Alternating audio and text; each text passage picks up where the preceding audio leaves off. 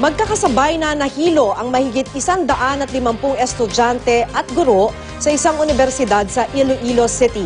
Posible raw na nalanghap nila ang cooling agent ng aircon sa multipurpose hall ng paaralan. Makibalita tayo kay Nenita Hobilla ng GMA Iloilo. Isinugod sa ospital sa Haro District sa Iloilo City ang mahigit 150 high school students at guro ng Central Philippine University. Sumama ang pakiramdam nila habang nasa isang school activity sa multipurpose hall ng paaralan. Nahilo ang mga estudyante at guro matapos umanong mag-malfunction ang aircon unit sa multipurpose hall.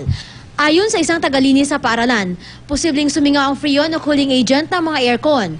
Pero pinapasuri pa ang mga ito para makumpirma kung nagkaroon nga ng leak ng freon na pwedeng makasama sa kalusugan. So we hope that we can figure out what is the source so that everything will be clarified and nobody will say this or that.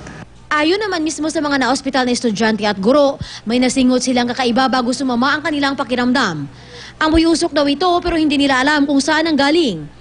Hindi pa nagbibigay ng impormasyon ang ospital at mga sumuring doktor tungkol sa posibleng sanhi ng pagkakasakit ng mga guro at estudyante. Tutulungan naman daw ng universidad ang lahat ng na-ospital. Sa ngayon may 12 pang estudyanteng under observation sa ospital. Pansamantala namang ipinasara ang multipurpose hall habang isinasagawa ang imbestigasyon. Nenita Hobilla, Nagbabalita, Pilipinas.